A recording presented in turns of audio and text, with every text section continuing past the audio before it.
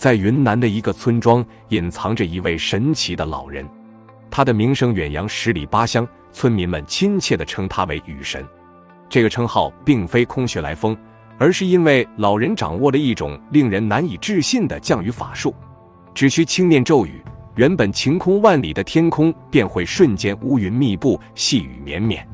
传说中，老人降生之际，天空为之哭泣，数场大雨接踵而至，让干涸的大地焕发生机。那么事实究竟如何？这位老人是否真的是雨神的化身？本期九州寻秘录将带您探寻这一神秘故事背后的真相。故事起源于云南玉龙纳西族自治县的老君山。由于雨神的传说在当地传得沸沸扬扬，吸引了无数好奇的目光。作为一位追求真相的记者，自然也不会放过这一探秘的机会，于是踏上了前往老君山的旅程。一踏入这片神奇的土地，记者便感受到一股清新的空气扑面而来，仿佛刚刚经历了一场甘霖的洗礼。经过雨水冲刷的老君山宛如一幅水墨画卷，美得令人陶醉。在这样一个充满灵气的地方，出现一位神秘仙人，似乎也并不奇怪。记者原本以为寻找老人的住所会如同大海捞针，毕竟传说中的仙人往往喜欢隐居山林，避世而居。然而接下来发生的事情却让记者大跌眼镜。当记者向村民们提及此行目的时，他们并没有表现出任何惊讶之情，仿佛早已习以为常。村民们告诉记者，在记者之前已有许多人慕名而来，渴望亲眼目睹这位拥有呼风唤雨能力的神人。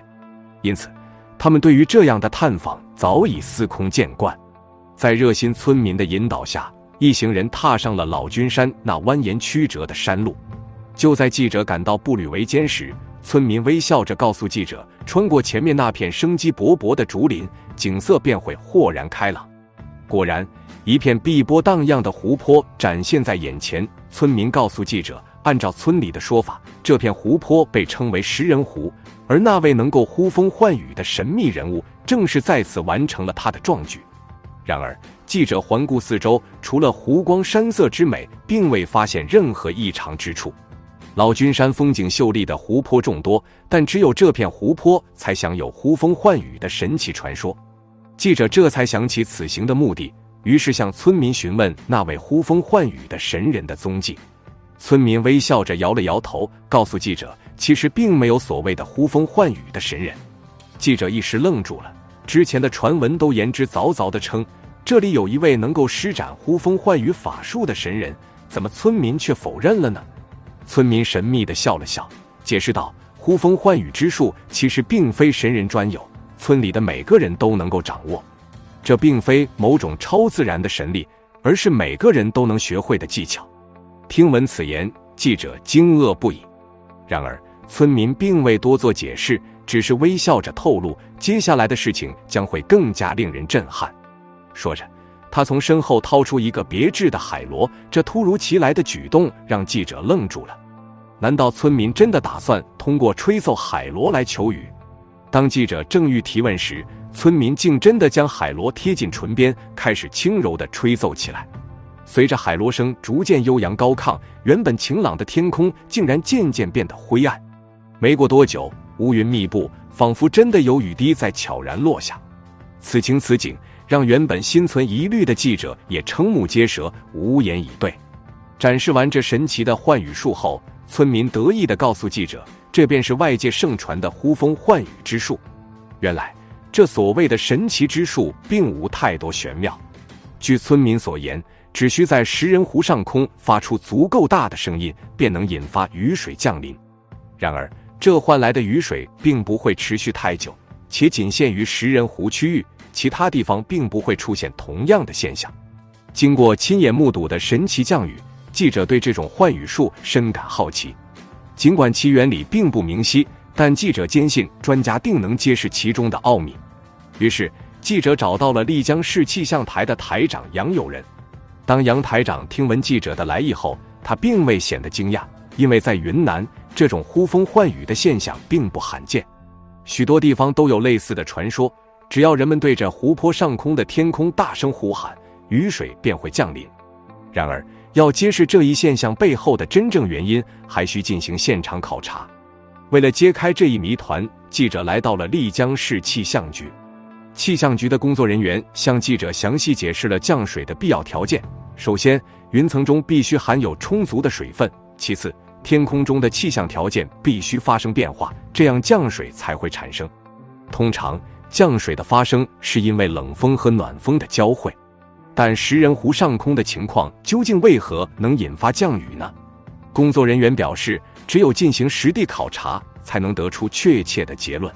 于是，记者决定再次前往食人湖进行深入调查。村民们看到记者再次返回，都表现得十分热情，他们期待这次能够揭开食人湖呼风唤雨的秘密。在村民的引领下，记者和气象专家再次来到了食人湖畔，准备揭开这一自然奇迹背后的真相。专家首先对食人湖的地形进行了细致的勘探，得出了初步的地形特征结论。随后，他们又对湖泊周边的湿度进行了精确测量。这些前期工作的目的都是为了与施展幻雨术后的各项数据进行对比分析。当所有的准备工作都完成后，专家通知村民可以开始表演他们的幻雨之术。和上一次一样，村民只是简单的吹动海螺，天空中便飘洒下绵绵细雨。亲眼目睹了村民施展幻雨术的整个过程后，气象专家明确指出，这并非什么神秘的法术。原来，丽江位于横断山脉的南侧，长期受到印度洋暖流的影响，加上它处于迎风坡的位置，使得大量水分在此聚集。而食人湖附近由于没有树叶的遮挡，太阳直射下导致水分大量蒸发，这为降水提供了先决条件。当云层中充满了大量的水分子时，村民吹响的海螺则成为了满足降水的第二个条件。在食人湖的上空，气象条件本就不稳定，聚集着蒸发的水分以及印度洋暖流带来的水分，任何微小的扰动都可能破坏这一区域原本脆弱的大气系统。一旦平衡被打破，食人湖上空的云朵便无法承受大量雨水的聚集，降水便会随之产生。这就是幻雨术背后的科学解释。现在，想必大家对传闻中的幻雨人有了更为深入的了解。所谓的神通本领，其实只是利用了自然界的基本规律，从而引发了一些看似神奇的现象。在面对未知时，我们应该保持科学的态度，尝试从科学的角度去解释和解决问题。相信这样，我们一定能够找到心中的答案。以上就是本期9周寻秘录的全部内容，感谢观看，我们下期再见。